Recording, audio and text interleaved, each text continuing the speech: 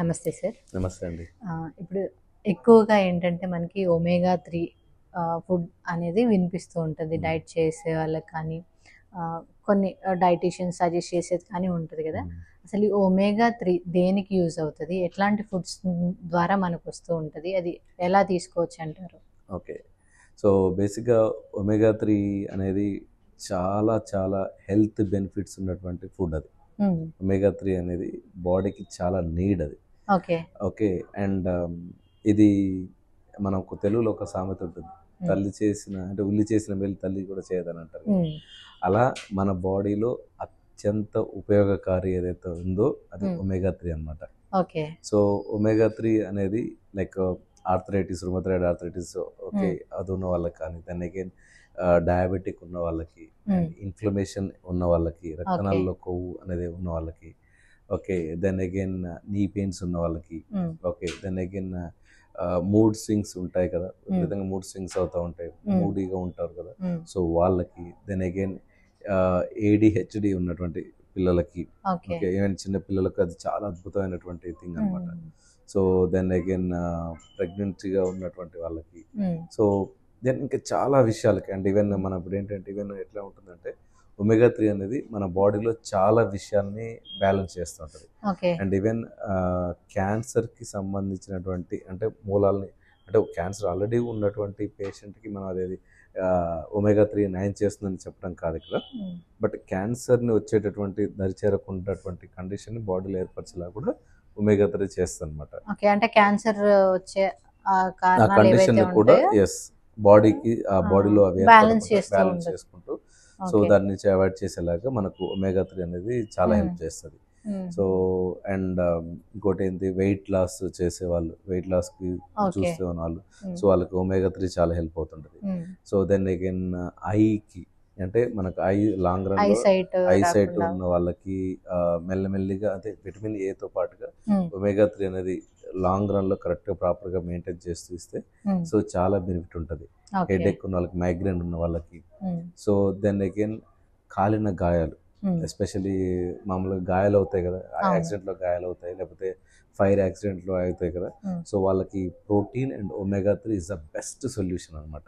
Okay. So, protein ఏం చేస్తుంది? మజిల్‌ని build చేస్తూ ఉంటుంది. హ్మ్. ఓకే. మజిల్ తొందరగా గాయం నయ్యేలా చూస్తుంది. దాంతో పాటుగా హ్మ్. కాలిన గాయం అయినా సరే, మనకేదైనా దెబ్బ తగిలినా సరే హ్మ్. సో, ఒమేగా 3 ఫుడ్ ఒమేగా 3 ఇవ్వటం వల్ల ఏంటంటే హ్మ్. వాటి నుంచి తొందరగా గాయం నుంచి తొందరగా బయటపడేలాగా చేస్తదనమాట. ఓకే. సో, అంటే ఒమేగా 3 వల్ల చాలా చాలా చాలా చాలా హెల్త్ బెనిఫిట్స్ ఉంటాయి. హ్మ్. అది ఎవ్వరైనా తీసుకోవచ్చు. హ్మ్. ఏజ్‌తో సంబంధం ఏజ్‌తో లేదు. సంబంధం లేదు. హ్మ్. అంటే మరీ చిన్న పిల్లలకి కాకుండా మినిమమ్ ఏజ్ నుంచి ఒక 10 ఇయర్స్ అనుకోవచ్చా? 10 ఇయర్స్ వాళ్ళ నుంచి బట్ చిన్న పిల్లలకి ఇచ్చే ఒమేగా 3 కూడా వేరే ఉంటాయి. ఓకే. సో, వాళ్ళకు మామూలుగా ఫుడ్ రూపంలో వాళ్ళకి ఇవ్వచ్చు. హ్మ్. సో, ఇట్లా ఇక మనకు ఒమేగా 3 అన్ని రకాలుగా బాడీలో ఉన్నటువంటి అన్ని ఛాలెంజెస్ ఉన్న వాళ్ళు కూడా దాన్ని హ్మ్. తీసుకోవచ్చు. హ్మ్. సో, దాని ద్వారా ఏంటంటే ఆ హ్మ్. యొక్క ప్రభావాన్ని మనం తగ్గించొచ్చు. ఆయా బాడీలో ఉన్నటువంటి అంటే ప్రతి ఇష్యూకి ఏదో ఒక విధంగా ఒమేగా 3 ఒమేగా 3 అనేది హెల్ప్ చేస్తూ హెల్ప్ ఉంటది. చేస్తా ఉంటుంది. అవును. ఓకే. యాహ్! సో, సో, ఇది కాబట్టి ఎట్లాంటి ఫుడ్స్‌లలో ఉంటది? సో, మనకి మన బాడీ అబ్జర్వ్ చేసుకోవాలంటే ఎట్లాంటి ఒమేగా 3 అంటే తీసుకోవాలి మనం? మనకు బేసిక్‌గా ఫిష్ నుంచి వస్తుందండి. Fish okay. ఆయిల్ నుంచి అది కూడా సీ ఫిష్. హుహు. సీ ఫిష్‌లో ఉండే మాత్రమే అక్కడ దాంట్లో మాత్రమే ఒమేగా 3 లభిస్తుంది. హ్మ్. రెగ్యులర్‌గా మనకు బయట చెరువుల్లో వాటిలలో సో, హ్మ్. మిగిలిన కంటెంట్ ఉంటుంది గానీ బట్ ఒమేగా 3 అనేది చాలా చాలా తక్కువ పర్సెంటేజ్ ఉంటుంది. ఓకే. అండ్ మనకు ఎగ్ యెల్లోలో ఉంటుంది. హ్మ్. ఓకే. ఎగ్ వైట్‌లో కాదు ఎగ్ యెల్లోలో కూడా హ్మ్. ఒమేగా 3 పర్సెంటేజ్ కొంచెం ఉంటుంది దాంట్లో. ఓకే. సో, ఒమేగా 3 ఈ రెండిట్లో కాకుండా ఇంకా మనకు ఇవి ఉన్నాయి కదా! మనకు సలాడ్స్‌లో ఉంటుంది. దెన్ హ్మ్. అగైన్ బాదం, వాల్‌నట్ ఇట్లాంటి వాటిలలో కూడా మనకు ఒమేగా 3 అనేది లభిస్తుంది. And okay. ఇంకా ఫ్లాక్స్ సీడ్స్. హ్మ్. ఓకే. ఫ్లాక్స్ సీడ్స్ అయితే చాలా బెస్ట్ సోర్స్ అనమాట హ్మ్. వెజ్‌లో ఉన్న వాళ్ళకి. హ్మ్. సో, దాంట్లోంచి కూడా ఒమేగా 3 చాలా బాగా వస్తుంది. ఓకే. సో, ఇప్పుడు కాబట్టి ఫ్లాక్స్ సీడ్స్ అనేవి హ్మ్. రాగా తినొద్దు. అట్‌లీస్ట్ దాన్ని ఆ! సార్ట్ చేసుకొని యెస్. తింటేనే రోస్ట్ చేసుకొని తినొచ్చు. రోస్ట్ చేసుకొని ఓన్లీ రోస్టెడేనా? రా కూడా తినొచ్చంటారా? రాగా అంటే అది టేస్ట్‌గా ఉండదు కాబట్టి సో, హ్మ్. కొంచెం ఇబ్బందిగా ఉంటది కడుపులో.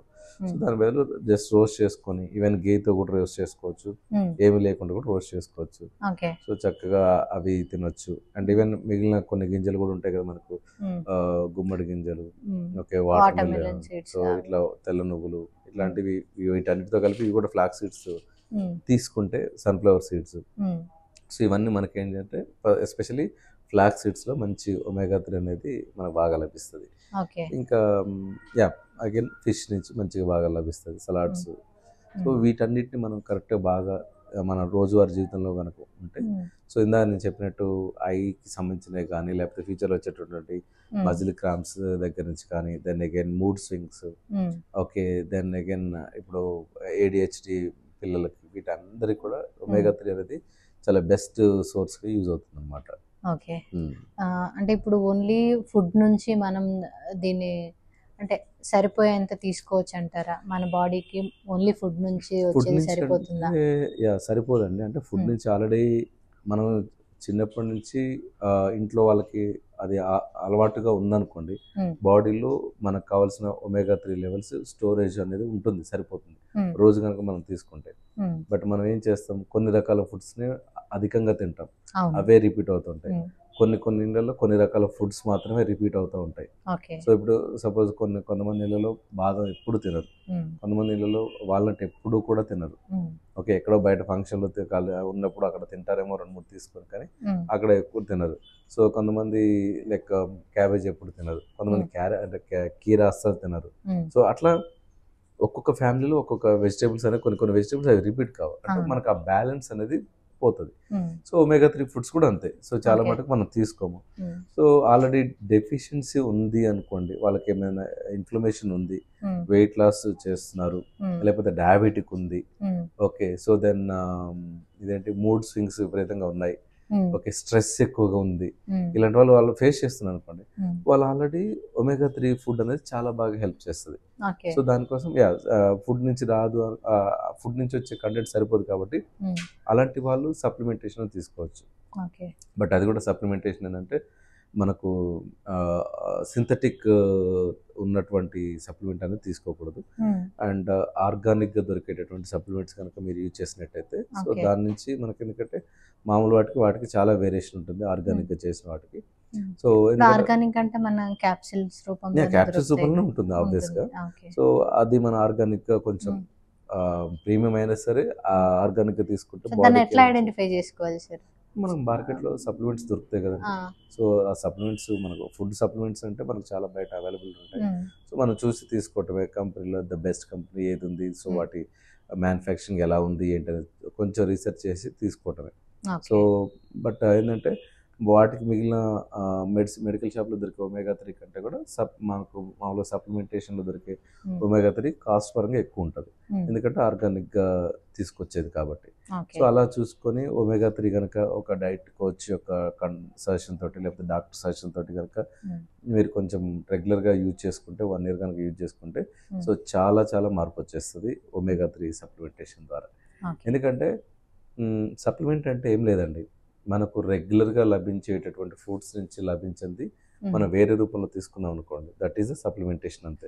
ఇప్పుడు రోజు అన్నం కూర తింటే మనకు సరిపోతుంది కదా, ఓకే, బట్ మనం ఎందుకు నెయ్యి తీసుకుంటామంటే నెయ్యి అనేది గుడ్ ఫ్యాట్. ఓకే, మనం రోజు తినే అన్నం కూర నుంచి ఆ గుడ్ ఫ్యాట్ లభించదు కాబట్టి నెయ్యి రూపంలో తీసుకుంటున్నాం.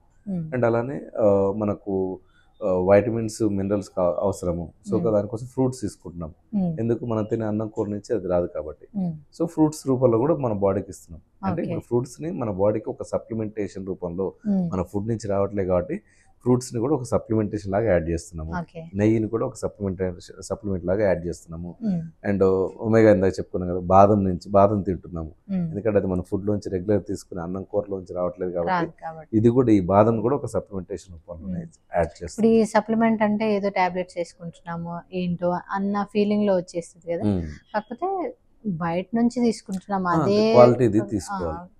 ఏది పడితే అది మనం తీసుకోకుండా, ఏం లేదండి, అంటే మనకు బాడీలో ఉన్నటువంటి కండిషన్కి ఎలాంటి ఫుడ్ అయితే అవసరమో, ఈవెన్ ఇప్పుడు ఇంత చెప్తారు కదా, లైక్ ఒక టాబ్లెట్ వాడాలన్నా, లేకపోతే డాక్టర్ రాసిన టాబ్లెట్ గురించి ఇంత సఫర్ అవుతుంటారు కదా, మరి ఇన్ని సంవత్సరాల నుంచి మనం బయట తింటున్నటువంటి ఫుడ్కి ఏంటి గ్యారంటీ?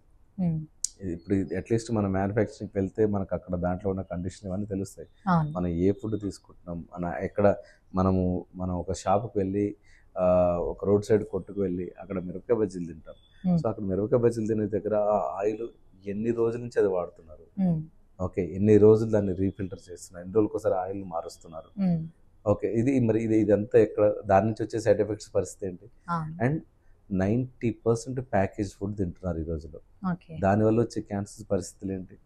ఓకే, విపరీతంగా స్టీల్ బకెట్లోనే యూజ్ చేస్తున్నాం. స్టీల్ బకెట్ లేకుండా ప్లాస్టిక్ బకెట్స్లోనే వాటర్ హీట్ చేసుకోవటం. సో వాటి నుంచి వచ్చేటటువంటి పరిస్థితి ఏంటి? దాన్ని ఏమన్నా ఇప్పుడు మనం వాడే పాత్రలు, సో దాంట్లో అల్యూమినియం, సో దాంట్లో ఒక సంవత్సరం తర్వాత చూస్తే అడుగున్నటువంటి ఎనామిల్ అంతా పోతుంది. అంటే కొన్నప్పుడు ఉంటుంది, 1 year తర్వాత దాంట్లో తెల్లగా అయిపోతుంది అడుగు. అదంతా ఎక్కడ పోయింది? మన స్టమక్ లోకి పోయింది. దాని నుంచి వచ్చేటటువంటి సైడ్ ఎఫెక్ట్స్ పరిస్థితి ఏంటి? సో ఆల్రెడీ డ్యామేజ్ చేసుకుంటూ బాడీకి, సో ఒక ప్రొఫెషనల్ దగ్గరికి వెళ్ళినప్పుడు, ఒక డాక్టర్ దగ్గరికి వెళ్ళినప్పుడు, అయ్యా నీకు ఈ కండిషన్ ఉంది, సో 4 రోజులు ఈ టాబ్లెట్ వాడాలి అన్నప్పుడు సైడ్ ఎఫెక్ట్స్ ఏం లేవా అని అడుగుతారు. ఖచ్చితంగా ఆ టాబ్లెట్స్ ద్వారా సైడ్ ఎఫెక్ట్స్ ఉంటాయి, ఏది సింథటిక్ ద్వారా. సో కానీ ఇప్పుడు ఏంటి, నువ్వు ఆ కండిషన్ కోసం చేస్తున్నావు కదా, ఆ కండిషన్ పోవాలంటే డాక్టర్ ఇచ్చిన మందులు వాడాలి. బట్ దానికంటే ముందు డాక్టర్ బయట ఫుడ్ తగ్గించమంటాడు, ఇంటి ఫుడ్ తినమంటాడు. అవి చేసుకుంటే బెటర్ కదా, అసలు డాక్టర్ దగ్గరికి వెళ్ళాల్సిన అవసరం ఉండదు కదా. సో అది ఒకటి. అండ్ సప్లిమెంటేషన్ అంటే మనకు ఆల్రెడీ అది ఆర్గానిక్ ద్వారా తయారు చేస్తారు కాబట్టి అలాంటి అది మనం తీసుకోవచ్చు. సో అలా మనకి ఏదైనా సరే మన వీటన్నిటికంటే దూరంగా ఉండాలంటే నువ్వు రోజు అలాంటి ఫుడ్డే తిను.